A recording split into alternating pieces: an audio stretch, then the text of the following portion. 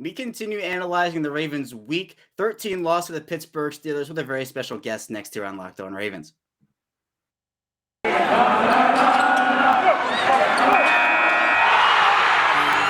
You are Locked On Ravens, your daily Baltimore Ravens podcast, part of the Locked On Podcast Network, your team every day.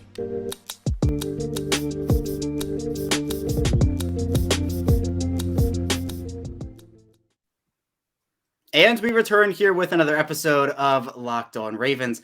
I'm your host, Kevin Allstriker of Ravens Wire. On Location is the official hospitality partner of the NFL. It's the only place to score a once-in-a-lifetime Super Bowl ticket and experience package. Visit onlocationexp.com/SB56 for more information or search Super Bowl On Location. We return here. It's Tacos Tuesday on Locked On Ravens. And here with me today to dive into the Ravens' pretty heartbreaking 20-19 loss of the Pittsburgh Steelers in Week 13 is Spencer Schultz of Baltimore Beatdown. Spencer, the Ravens fall to 8-4. Pittsburgh moves to 6-5-1. The Ravens lose on a 2-point conversion attempt. How you doing today? Doing quite well. Obviously, the Steelers handle business there. It comes down to the wire. So many Ravens games have this week or this year, but it's been a lot of fun to watch. This team is entertaining, content out the wazoo. It is never boring. It is never dull. It is exciting. It is fast. It is bloody. It is ugly, and it's a lot of fun to watch. So ultimately, the Ravens still in first place in their division, still going to be, unless the Patriots are able to thwart off the Bills, no worse than the second best record in their conference. Still one of the better records in football. John Harbaugh is a coach that's been successful in December and January, especially as of late and over the last couple of seasons. And he's going to have to rally the troops, duct tape and gorilla glue what he can, and figure out ways to beat teams on a week-to-week basis as they have done this season. They have won twice as many games as they've lost. They've been fighting with one hand tied behind their back all year, and they're going to continue to have to do so. So it is an exciting time. While obviously it hurts to lose to the Steelers every single time and see Big Ben with a smile on his face. And it was pretty funny there seeing him go from kind of that coy smile to look pretty concerned and looking up at the scoreboard and bleak. And then the game came down to the final play, a play that basically lied on the shoulders of an MVP quarterback, a $100 million edge rusher, and a $50 million tight end. And the Ravens couldn't get it done. So here we are, and let's break it down. Yeah, let's do it. And, I feel like if you were shown, or anybody was shown, just a list of the injuries that the Ravens have gone through this year, whether it's on a week-to-week basis, season-ending basis, and you told them, hey, this team's going to be 8-4 through 13 weeks, you would probably say, no way at all. But this is what John Harbaugh has done. It's next man up for them. But in the Steelers game, it was obviously disappointing they weren't able to come out on top. We'll talk about that 2-point conversion in a few minutes. But Spencer, I do want to start off here with Lamar Jackson, him coming off of a 4-interception game in Week 12 against Cleveland. A lot of people were expecting some sort of a bounce-back performance from him, and it just didn't really come. It didn't really happen. And Jackson ended up finishing this contest 23-37, 253 yards, 1 touchdown, 1 interception. But that doesn't really tell the entire story here. Jackson was holding onto the ball for a bit too long in a lot of situations, some poor decision making. It was a game where you kind of look at it and you say, maybe the Steelers are Lamar Jackson's kryptonite at this point. He's 1-2 against them. He hasn't really played well in any of the games he's played in. So Spencer, coming off of Week 12 with 4 interceptions, having this game in Week 13, and honestly having a bit of struggles over this past month for him, what do you feel like are the biggest concerns with Lamar Jackson's game right now, and how do you think he can improve upon them? Well, it just feels like he's reached this Goldilocks mental state where he was in a good place early in the season, has some mistakes, is able to produce a ton of heroics, put up some prolific box score, stat stuffing games early on. And then there reached a point, and it felt like the real crux of that was the Miami Dolphins game, where he was holding the ball too long, not throwing in rhythm, not getting the ball out before the rush could get home, not picking defenses apart underneath.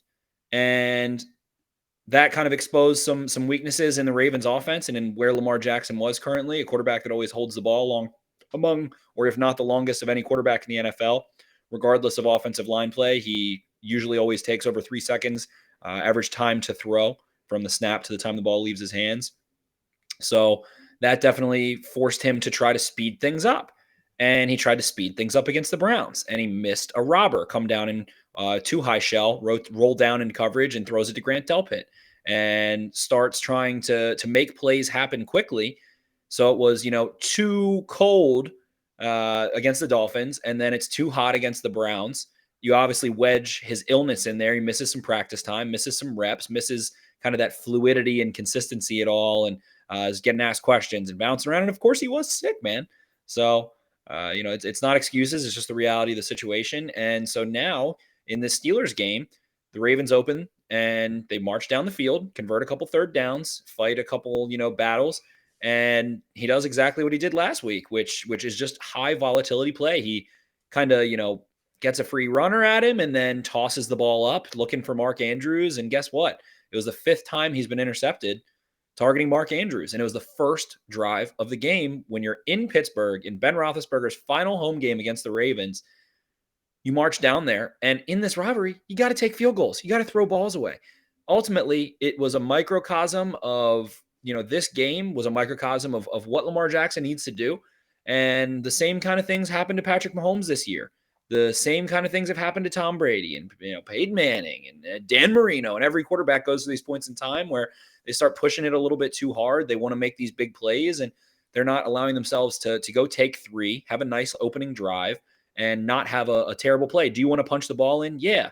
Have the Ravens been struggling to do so? So that adds a little bit of extra pressure? Absolutely. So, all that mental warfare of the blitzes and the edge rushers and trying to be too fast, trying not to be too slow, and trying to find it just right. So hopefully he's able to find that Goldilocks just right at some point here soon. And lost in all of that is that we saw a quarterback come out against the Las Vegas Raiders and early in the season who was standing with a sturdy base, being almost a 6'3" quarterback. Guy's about 6'3", stand tall in the pocket, deliver over top, and drive the ball, the nose of the football, down and out to the sideline. And he's gotten away from that. He's not doing it.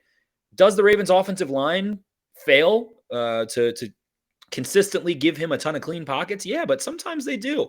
They don't get beat every play. They don't get beat, more. They win more than they lose. So sometimes teams bring more than they can block. Then that's where the one problem is. But when they don't, he still hasn't been performing well in clean pockets. He drops his eyes. He's not opening his front foot. He's not opening his hips. He's not driving the ball.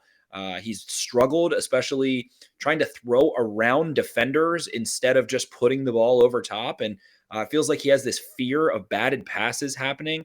And he keeps trying to skip rocks. And he can make some really spectacular, awe-inspiring throws, but where's the consistency there? You're starting to see some accuracy troubles as a result of it, and it all is compounded. It's all relevant. The Ravens pass game, I think there's a grand irony that it comes out. Lamar Jackson's, on pace to throw for well over 4,000 yards early in the season, and good thing they brought in T. Martin and Keith Williams. And then the narrative shifts when the pass game struggles to, it's Greg Roman's fault. So the success goes to those two, the failure goes to Roman, and it's just a lack of consistency there overall. I think he hasn't had a ton of time with his guys lately. The Ravens are probably practicing not to get guys hurt at this point because they can't afford anymore. But at this point, Marlon Humphrey gone. You got 3 All-Pros on the injured reserve that have been All-Pros in the last 2-3 seasons, and it's a tough place to be in. But Lamar Jackson's got to make the right play and do so more consistently. He's straight up not doing that right now, and the Ravens are struggling as a result of it. You have to kick field goals when you can. And in this Steelers game, the lesson to be learned is that you can't be the one to make the mistake. You can't be the one to throw the pick. You can't be the one to panic, to blink, to flinch, to jump. You have to remain stoic in your mental game and be able to force the other team to beat you and wait for them to make a mistake. And in this game, even spreading beyond Lamar Jackson, which we'll get to, but you see a blown coverage again where Marlon Humphrey and Anthony Averett don't communicate a switch or aren't understanding who's going to go where, and they let up a long touchdown to Deontay Johnson. So the Steelers didn't make mistakes in this one too often. The ones that they did, got away with. We'll get into all that a little bit more, but Lamar Jackson just needs to relax, sit in the pocket, get the ball out, use the check down, be confident, and don't let any of the outside noise or anything else get to him, and play with a more calm demeanor. It's okay to take sacks. It's also really okay to throw the ball away, which is something that we haven't seen him do enough of.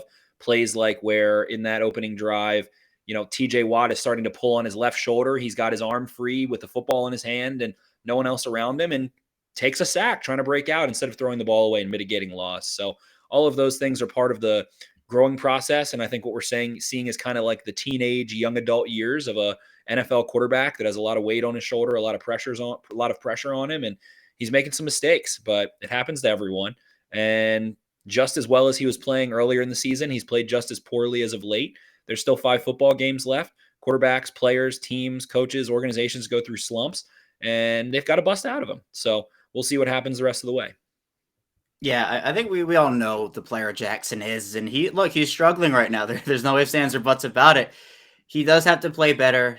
Throwing the ball away, as you talked about, is a huge part of that. Just being able to recognize game situations. You mentioned just throwing the ball away, taking the points and getting out of there instead of trying to make something out of, really. He's done it. We saw it, backing up in week 12, throwing the ball to Mark Andrews. He comes down with it. He's trying to do something similar in week 13. It doesn't go his way. So it's not always the right play. Sometimes the right play is just to get the ball out and live to see another down. But Spencer, this team was close. Despite Jackson's struggles, despite some of the defensive struggles in the fourth quarter, the Ravens scored a touchdown with less than a minute left. And instead of going for the tie, going for overtime, John Harbaugh elects to go for 2. And this is either, for win or for losing. You either win the game on the 2-point conversion or you lose the game. Now, the play itself, it was there. Now, TJ Watt comes unblocked. Lamar Jackson kind of has to adjust a little bit. The conversion just bounces off of Mark Andrews' hand. It was, just inches away. Did you agree with the call, Spencer, to go for 2 in that situation instead of playing for overtime and potentially trusting Lamar Jackson in the offense to go down the field or the defense to stop Pittsburgh on that first possession? And also in that play, the 2-point conversion play, was it anybody's fault? Was it Jackson's fault? Was it Andrews' fault? The offensive line? What was the reason for that play not working, or was it no one's fault? Well, I don't think it's more or less a decision for me to agree or disagree with. It's just who the Ravens are. They go for it. They attack wins, and they make the opposition beat them. But in this case, they beat themselves. So, go with the call, do or do not. There is no try, whatever you want to say about it. I can hear you. You want to play in overtime, fine. You don't want to play in overtime, you want to go for the win, fine. Ultimately, it feels like you're there with a chance to win the game. After you just drove down the field, have the Steelers reeling, kind of have the air out of that stadium, so to speak. I'm sure it was loud, but I'm sure that the anxiety was at an all-time high. He rips a ball in to Sammy Watkins. That was an unbelievable throw. And I think that's something that gets lost in this game and lost on the failed 2-point conversion is how excellent Jackson was in that final drive. So all the things that we just talked about a minute ago, at the same time, he was great at the end of the game, as he has been so many times this year. So yeah, go for it. That's your DNA. That's who you are. That's your football religion. Your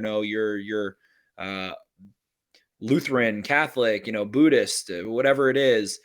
You believe in going for it as a football team. That's what they do. They're aggressive that way. And then you hear Harbaugh come back. At that point, fans didn't know Marlon Humphrey suffered a season-ending injury, and you're watching your defense really struggle after the Steelers start going tempo. So you go tempo and it works. And do you want to leave it up to a coin toss, or do you want to go attack a win? Then the play call works. They're confident in the play call. They split Mark Andrews under. They run a boot, and they figured, hey, TJ Watt is going to come, flying downhill and want to, get in Lamar Jackson's face, as he did. And then again, it comes back to Lamar Jackson for me. You can blame Andrews and Jackson on both ends. Andrews comes up, shuffling instead of running. And at the same time, Jackson, instead of just trying to deliver a quick, little floater over top, a short little quick floater and beat TJ Watt to the punch, he tries to bend it around him, flattens an angle, creates a tough throwing angle, and then puts a little bit too much mustard on the ball. And Mark Andrews wasn't running. So it's both of their faults. It's everyone's fault, or it's no one's fault. So I think that it was a nice play call. I think it worked, and it failed. It was right there, and then it wasn't.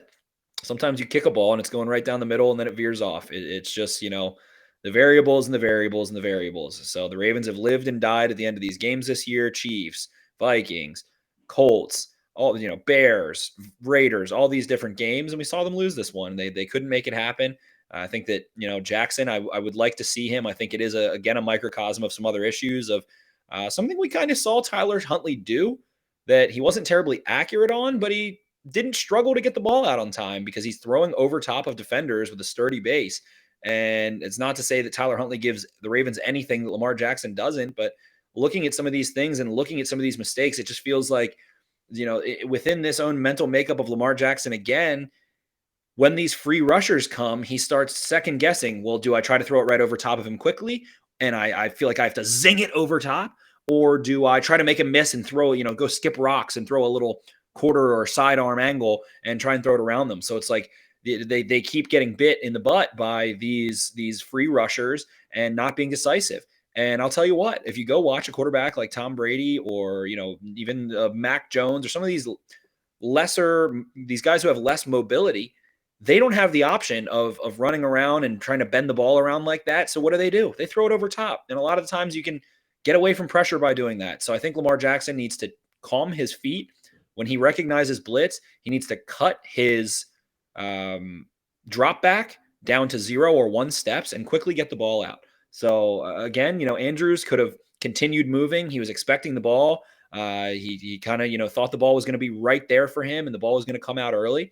And so he's not running, and it wasn't. So the play got broken up. They panicked. They blinked. They were the one who jumped, and the Steelers didn't. So, you can blame it on who you want. You can debate if they should go for it or not. It was all right there for them. They could have won the game, and just like that, all of the talking points, everything that's going to be on talk radio, everything that's going to get discussed on Twitter, everything that's going to be, on First Take and NFL Live and all this stuff. If that ball is an inch lower, or Mark Andrews has one more step quicker, or Lamar Jackson is just a little tiny bit, quicker with it, takes a little bit off of the ball, then everyone's saying that the Ravens are the scrappiest team in the NFL. It doesn't matter how many close games they play. They have it in their DNA, and John Harbaugh is the coach of the year, and this, that, and the other. And it's just living and dying with every single win and loss in a 17-game season. So it's exhausting, but it's what we're here to talk about. So ultimately, they kind of fudged up and botched it and didn't come through in the clutch after coming through in the clutch. And if you want to go to overtime, when the Steelers are averaging 7.4 yards per play in the fourth quarter using tempo, you don't have Marlon Humphrey, and hopefully you get the coin toss and go put yourself in that exact same position that you're already in. It's kind of just, kicking the can down the road. Why not just win it there and then? They have the play. They trust Lamar Jackson, and it didn't work out. So they would have had to trust him again anyway. And everyone's like, oh, you have Justin Tucker. Well, the Steelers have Chris Boswell. He's 7 for 7 from 50 yards this year. He's been a great kicker. He's my fantasy kicker in one of my leagues. He's been an awesome kicker. So a lot of different variables involved in a play that just missed. Yeah, no, and the difference between a close loss and a close win in terms of what people are talking about is so astronomical, because you're 100% right, Spencer. The mood would change if the Ravens had gotten that ball in. And they're 9-3. They're sitting on top of the AFC still. But just because they, kind of missed out on a 2-point conversion, they lose this game, doesn't mean that all of a sudden, they're going to lose every game. We'll talk about the injuries in the final segment, but still, plenty of controversy for the Ravens this season with decisions they have made and what they believe in, but they're always going to go with what they believe in. That you mentioned it, they are aggressive. They want to go and they want to stick it to the other team and say, look, we're going to take it to you right now. If we win, we win. If we lose, we lose. And this time they just lost. We'll head into our first break. When we get back, we'll be talking about the Ravens defense in Week 13 against the Steelers. So stay tuned for that, and we'll be right back.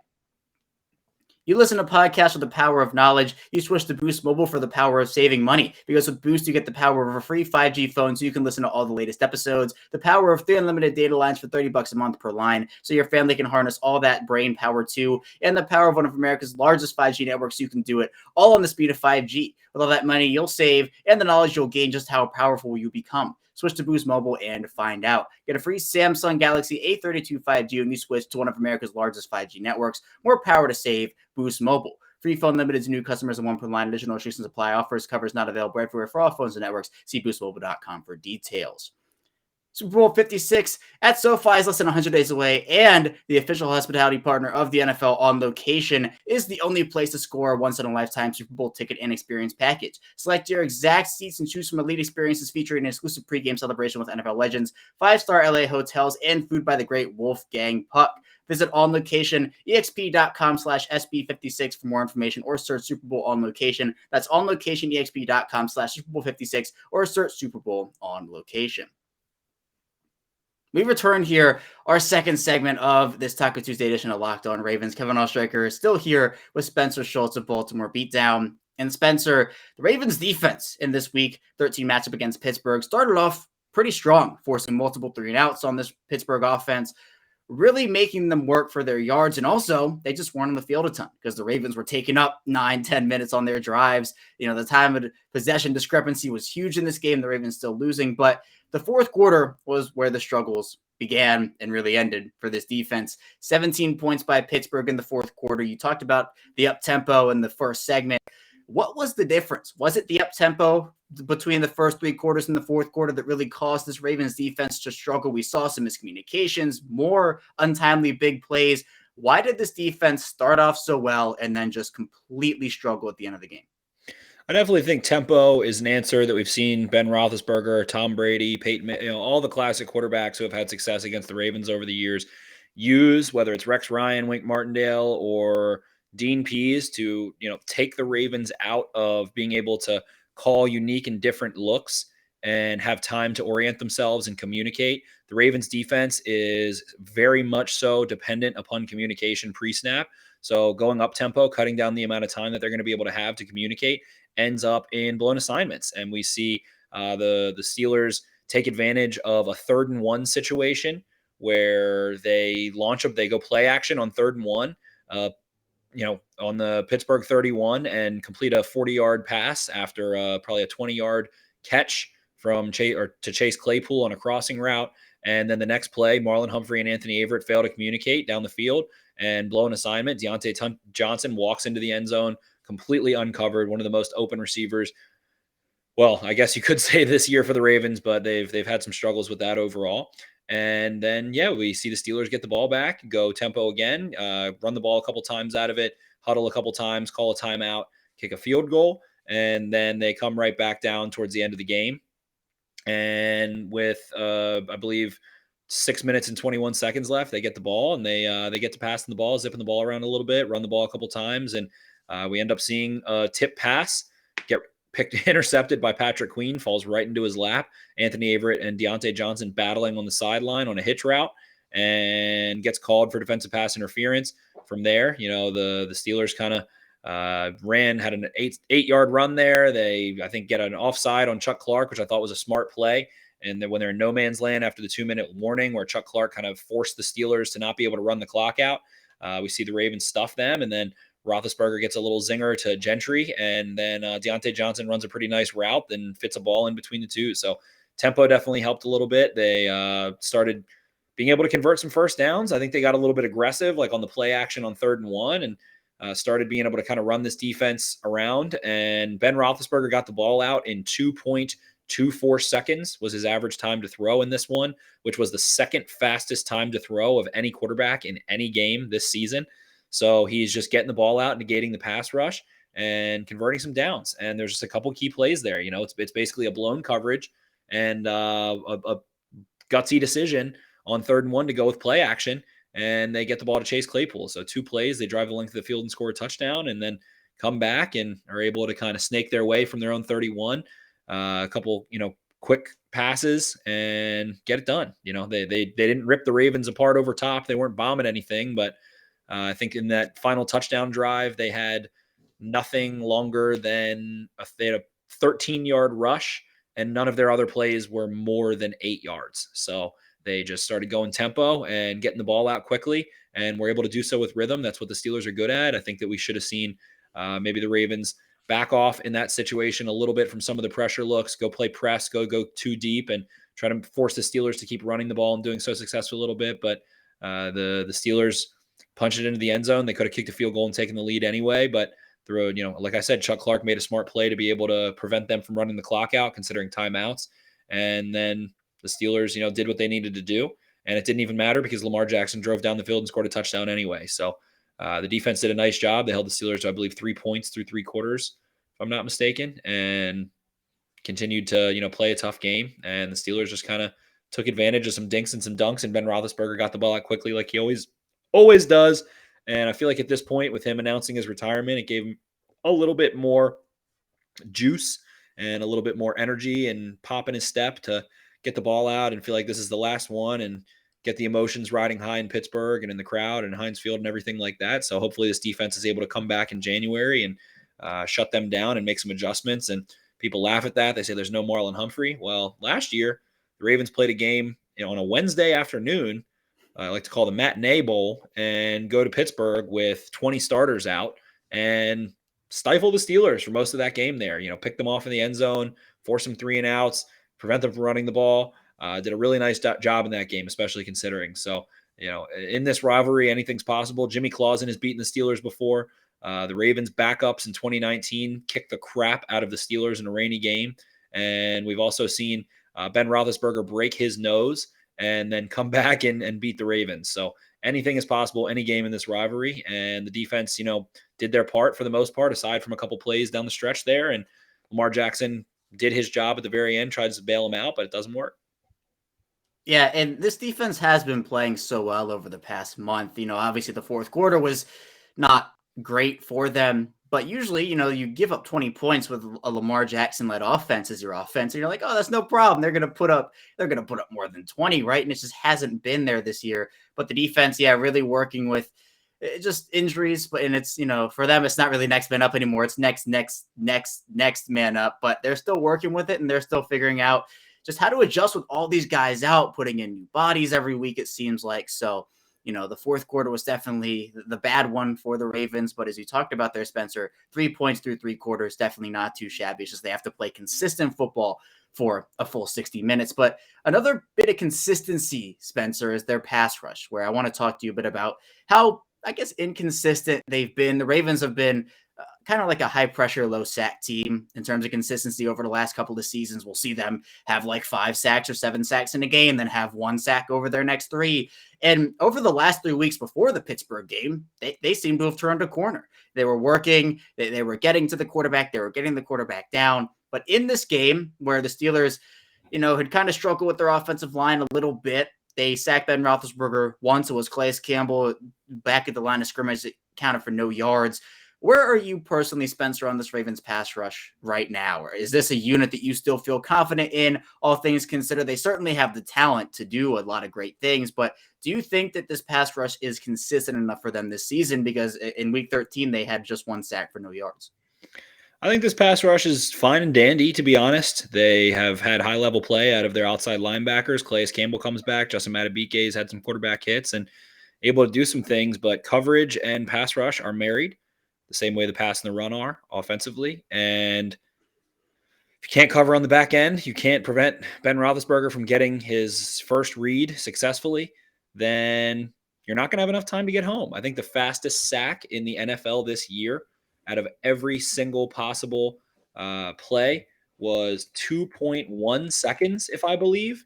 I'm looking at next gen stats here, and I'll find it in a second. But you're not going to get pressure, when Ben Roethlisberger is getting the ball out in 2.2 seconds. It's not going to happen. And I think that a lot of times we want to see these sack numbers and look at these things, but ultimately we aren't going to see it when teams look at Tom Brady and Ben Roethlisberger and see, they seem to the teams that play the Ravens a lot seem to like to try to get the ball out early to prevent their pass rush from getting free rushers. So then that sparks a question of, should they back off and do that? Well, that's not what they practice in training camp. They're not, trained to sit back that way consistently. That's not the type of football that's played. That's not the players that they draft and sign. And now that I'm looking at it, so there's been 2 sacks under 2 seconds this year. Shaq Thompson in week 10, Jordan Brooks in week 4. Total in quicker than Ben Roethlisberger averaged getting the ball out on Sunday, there have been 4 sacks quicker than Ben Roethlisberger's average time to throw. So getting pressure, you can get there a little quicker. You can do some of those things. Ironically enough, of the top 10 fastest sacks this year, Patrick Queen, 2.24 seconds, Odafe Owe, 2.34, Tyus Bowser, 2.47, all ranking the top 10 fastest sacks in the NFL this year. So teams know that. The Ravens want to get free rushers, but if you get the ball out quickly, it doesn't matter if they have a free rusher. So holding the ball against the Ravens is typically death, and Ben Roethlisberger knows that. So to look at this game and say, the pass rush didn't do anything, well, I would go to coverage and look in the back end that doesn't have Marcus Peters, doesn't have Deshaun Elliott. Marlon Humphrey's now gone as well. They've been banged up. Guys aren't practicing a ton. Tavon Young missed practice. Jimmy Smith definitely has missed a ton of time with neck and ankle and yada, yada, yada, and so forth. So I would say that the Ravens secondary and linebacking, whoever was dropping in coverage didn't do a good enough job of forcing Ben Roethlisberger to hold the ball. And if you want to go ahead and say, oh, well, then why don't they drop 7 into coverage and go too high and things of that nature, then sure. But you're then counting on some inexperienced and maybe not the most talented players that you have to hold up in coverage for a long time, a lot of the time. So I think there's going to be a big turnover defensively in terms of personnel this year. Brandon Williams and Calais Campbell in the last year of their contracts. Derek Wolfe is a question mark too. I think they can save a little money by cutting him, who's injured again, and it's kind of disappointed them this year not being able to get on the field. So I think that you're going to go look and say, all right, well, we need to ensure that we have corners.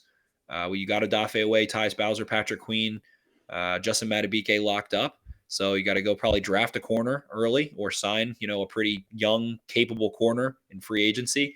Then you need to go try and get someone who can generate some pass rush up front a little bit and occupy some space with some length and try and, replace Calais Campbell. If he's not going to come back, you're going to have to replace him eventually anyway. So better get a head start on that, or you end up with a situation like you have at offensive tackle. And I think that it's going to be, major turnover in the Ravens defensive personnel this upcoming offseason because they need more corners always and forever.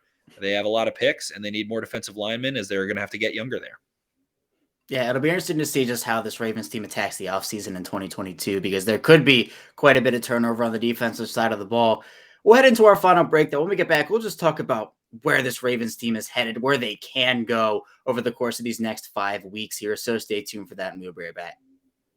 In life, we're all bound for different things. With beachbound.com vacations, you can be bound for adventure, bound for passion, bound for discovery, or bound for togetherness, bound for immersion, bound for rejuvenation, or even bound for encountering the unexpected. With beachbound.com, you can find the perfect beach vacation for you no matter what you're looking for. What are you bound for? Visit beachbound.com today. We return our final segment of this Tuesday edition of Locked On Ravens. Kevin Olszewski, your host, still here with Spencer Schultz. And Spencer, the Ravens now sit at 8-4. They no longer are technically atop the AFC, but their record still is impressive considering how many injuries they've gone through. And those injuries did not stop in week 13 as the team lost Marlon Humphrey for the season. Passion McCary now out for a couple weeks, it seems like, with a hand injury. The Humphrey loss is a brutal one, all things considered, not just because of the player he is, that's a big part of it, but because the secondary is just decimated for yet another season. How big of a loss is that for this team, Spencer? And just where do you think this team is right now? Where do you think they can go with how many injuries they have? Because they still have talent, but these injuries, I think, maybe have capped their ceiling a little bit as they do with all NFL teams. Yeah, the Ravens are just at an interesting point where they've, I like to compare them to Jaime Lannister in the show Game of Thrones. They're kind of fighting with one of their hands cut off. They have 3 All-Pros on the injured reserve now. They're without 7, 8, 9 starters and key role players. And I think they're in a similar boat to the Tennessee Titans, 2 teams that have done an outstanding job treading water after injury. They start hot, suffer more injury, and I think those 2 teams have like nearly 40 players on the injured reserve, and both are standing in first place and sole place of their respective divisions right now.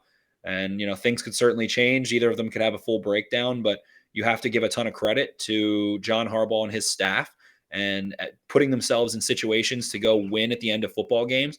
They do still have their MVP quarterback, and while he has been slumping, he is dynamite and can make magic happen any given moment. Even in a Browns game where he throws, 4 interceptions, he makes 2 spectacular plays in sequence to score a touchdown in a low-scoring affair.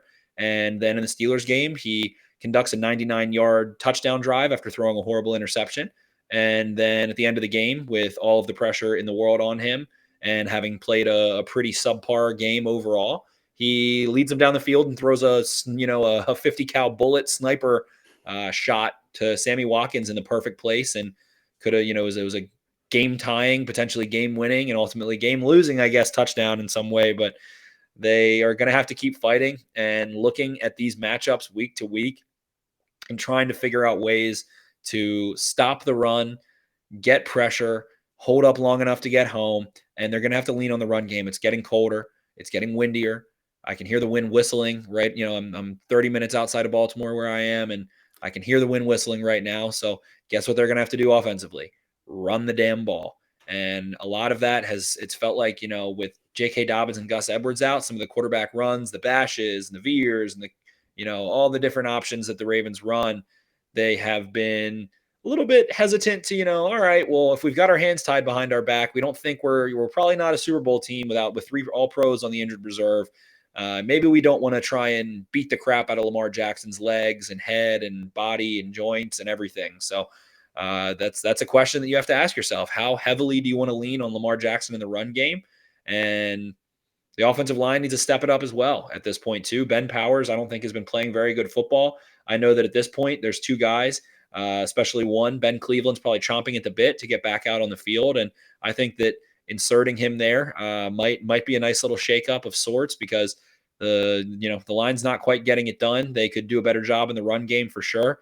But at the end of the day, the Ravens are going to have to get even more crafty with what they have offensively. We saw Greg Roman start to use Devin Duvernay a ton in the jet sweeps, and a lot of that motion, kind of like what we saw Willie Snead do a lot of the time, but this time there's a little bit more bite to it with Duvernay's speed and actual ability as a ball carrier. So I think they're going to have to continue to get creative, find more ways to run the ball, find more ways to go punch the ball in once they get into the red zone and score a couple more touchdowns, while figuring out defensively. I mean, how do you limit teams on a week-to-week basis? They're going to go play the Browns again, who they just played in a bloodbath 2 weeks ago. The Browns have been licking their wounds and watching tape and implementing some new strategies to probably open up their own run game and see if they can't get Baker Mayfield a little bit calmed down. And, I'm sure a lot of Ravens fans might hate to hear it, but Baker Mayfield and Lamar Jackson kind of in similar boats. Mayfield's kind of struggled all year a little bit more with a couple good games, but they're struggling. They're not seeing the field well. They're frantic. They're erratic. And somebody's got to be the one who won't flinch, won't jump, and won't make mistakes. So if they can win that game, the Ravens basically just need to win one more over the last month of the season, and all eyes are going to be towards Cleveland. If they can pull out a win against a team that they just completely stifled defensively, Marlon Humphrey's not there, but it's not like the Browns are really this super potent passing attack that has all these weapons and a quarterback that's been playing well, but they've had a lot of time to try and scheme some things up. So it's going to be a lot of pressure on that beat up Ravens secondary. And they're going to have to try to force Baker Mayfield to hold that football and go get him down when you're back there, and see if you can't finally get some interceptions, because for whatever reason, the Ravens the ball can't fall in their lap, or they have hands of stone. Chuck Clark's had a couple drop ones. Marlon Humphreys dropped probably 3 or 4 picks this year. Patrick Queen, I mentioned earlier, gets a pick and then it gets nullified on a handsy play that could have been called or not been called. The coin fell on the opposite side of what they wanted there. So got to be the one that doesn't commit turnovers, got to be the one that forces turnovers, and got to be the more disciplined team overall. So continuing to preach that message is what it's going to take for the Ravens to make a run here. But ultimately, they're not a Super Bowl team, in my opinion. I don't think even fully healthy, to be honest, that they were, a team that I was 100% confident in to go win the Super Bowl. They still have had some obstacles in front of them. They'd be a lot better if they were healthier, but it just didn't feel like this was going to be the Ravens' year with the way training camp started, and all the way through the season, they've continued to battle. Crazier things have happened, but usually the teams that win Super Bowls are the healthiest, especially late in the season. And at no point in this year has health been on the Ravens side. Even when they get guys like Rashad Bateman back or Sammy Watkins back, it's like, all right, well, someone else is headed to IR, so what does it matter? So they just have to keep treading water. I think getting into the playoffs and potentially, maybe playing that Titans team who also has 20 players on the injured reserve is a sneaky matchup that could happen for the 3rd straight year in the Ravens opening playoff game and the Titans opening playoff game. It could be those two teams playing each other, especially if, let's say, the Bengals, who I think are the most talented team in the AFC North right now at this point, are able to grind out some wins and win the division, then the Ravens could end up headed to Tennessee or something of the sort. So a lot of interesting football left. The Rams are going to have to come play in the freezing cold of Baltimore in January. The Packers are going to come to town as well. They're used to the cold. And the Ravens will get the Steelers again at the end of the season. So I don't know that the Ravens are a team that can win a Super Bowl by any means. I don't think that's them. But at the same time, you really don't want to be the one that has to play them, because they play everybody close. They're a disciplined team. They have playoff experience now. They're hungry, they're motivated, and they're feisty. So it's a well-coached team. And again, I just don't think they're a Super Bowl team. I don't know that I've thought that all season, but AFC is wide open. Other teams could get injured too. I think that's what kind of gets lost in the mix. And you're like, oh, well, the Ravens have a really tough schedule. Well, Aaron Rodgers, maybe he has a sprained ankle one week. Matthew Stafford's had some back problems. Maybe Jalen Ramsey can't go. So things happen. It's a week-to-week league. It's kind of tough to make all these assumptions without being there and getting to the injury report and getting to Friday and Saturday. I mean, TJ Watt wasn't supposed to play in this game. He had got put on the COVID list on Monday and ends up playing on Sunday. So we're jumping to conclusions. It feels like a lot of the fan base jumps to conclusions pretty quickly, but at the end of the day, they're just going to have to take it a game at a time and see if they can get to the dance. And lo and behold, the path to winning a Super Bowl, even though it feels like a very distant, remote possibility, is just very plainly put that Lamar Jackson has to get hot. So we've seen him hot, we've seen him cold. Hopefully we see him in the middle of that Goldilocks just right, and then start to get hot in a good way again. So it's a tough conversation, but what can you do when you have so many players on the injured reserve? Yeah, you roll with it. Next man up for them, and they're not going to give up. This is a team that has an MVP on their roster in Lamar Jackson, somebody who has won them so many games. But you're right, Spencer. A lot of this team relies on what Lamar Jackson can do. They can mask some of his mistakes. The defense can pick up the slack a little bit, as we've seen in a couple weeks this season. But this team goes as far as Lamar Jackson takes them, so he has to get hot in a good way, as he talked about, and just get back to what he was doing at the beginning of the season, because he did look so cool, so calm, so collected and confident in that pocket, but it just hasn't really seemed that way over the past month or so. But Spencer, that's all I have for you today here on the show. Thank you so much for joining me here once again. What's on the docket for you this week as we head into week 14? Just continuing to pump out film content, watch it on Wednesday, going back through the all 22 of this game and looking at some key plays. Going to continue putting out articles on BaltimoreBeatdown.com, and you can find the podcast at Baltimore Beatdown Podcast on Twitter. Baltimore Beatdown Podcast, anywhere where you can get a podcast, you can listen to it. You can find me at Ravens for Dummies on Twitter. You can find Baltimore Beatdown Instagram at @Beamore_Beatdown on Twitter or on Instagram, and all that good stuff. Thanks again for having me on. It was another great Taco Tuesday, despite the Ravens loss, and hopefully we're talking about a Ravens win next week, and we'll be able to see the Ravens get back to a little bit more confidence, and maybe the fan base will finally chill out a little bit, but it is doubtful. Thanks again. Make sure to reward Kevin, the man who gives you the best daily Ravens coverage, with 5 stars in those Apple podcast charts or those iTunes review charts. Share this podcast with a friend. Kevin gives you the best daily Ravens coverage. Thank you so much, Kevin, and I'll talk to you guys next week. Thanks so much, Spencer. The links to Spencer's work, of course, will be below. Check it out. It's good stuff, I promise. But that's all that we have for you today here on Locked On Ravens. When we get back here tomorrow, we'll be answering your mailbag questions, so stay tuned for that, and I will see you tomorrow.